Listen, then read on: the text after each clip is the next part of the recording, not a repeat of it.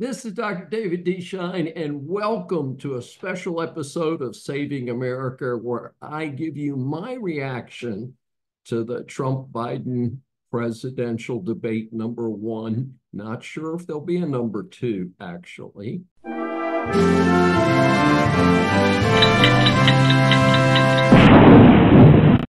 It was promoted as a huge debate that would decide the 2024 election. However, viewership, interestingly, was moderate at best. Part of the problem off the bat was that it was hosted by CNN, which has horrible ratings these days. And as many of you know, I refer to it as the Communist News Network, although the two idiot interviewers from CNN tried to at least pretend that they were neutral during this pathetic debate the other night.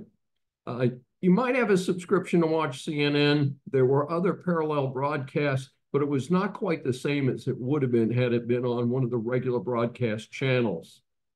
So that was a tough start from the beginning. Trump was rolling and was his usual bombastic self. In contrast, Biden, without a teleprompter and what he claimed was a cold, got off to a bad start. Frankly, never really recovered. I heard a number of people say at the 10-minute point, the debate was already over.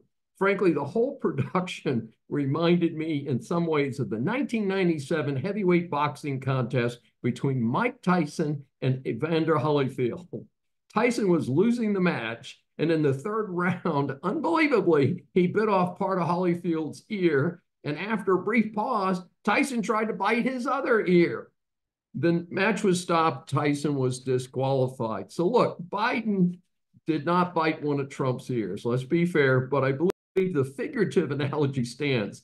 The polls afterwards showed Trump the winner 67 to 33%. This was a crushing victory, or was it? Biden clearly lost the debate due to his stunning level of mental and physical decline, which was on full display. On the other hand, Trump played the senior statesman and stuck to the facts. He could have picked up support from independents. However, he continued his usual line: greatest economy, best employment numbers, lowest gas price in history, etc. The problem is that while things went well for the first 3 years of the Trump presidency, the last year, 2020, was a mess. That's why he lost the 2020 election, or one of several reasons. And indeed, the federal deficit skyrocketed during that time. Gas prices were low since COVID caused significant market disruptions and so forth. So Trump could hardly make a statement without including his usual exaggerations. Biden, when he could talk, threw insults and lied about his own record. One example was Trump said on January 6th, we had the lowest taxes ever, the lowest regulations ever.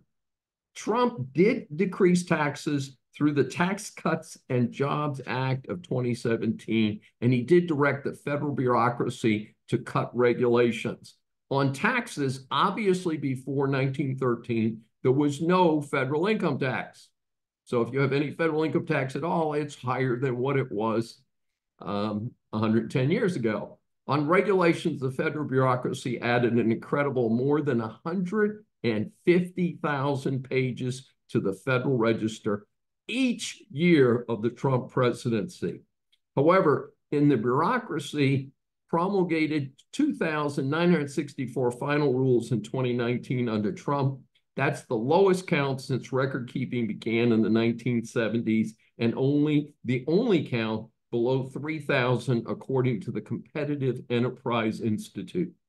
In 2022, Biden's first full calendar year, the federal bureaucracy released 4,429 final rules. And in a separate Saving America, we're going to talk about how bad the bureaucracy is in this country, but that's a pretty good clue, folks. While the liberal slopstream media did confirm that Biden needs to go, they were able to label Trump a liar.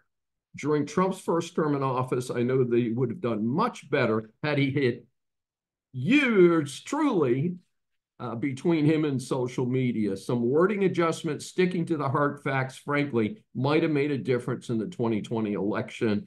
Pundits that I'm in contact with said they don't think Trump will ever let go of the Twitter X feed and so forth. And I think that's unfortunate because a little fine tuning could certainly make a difference.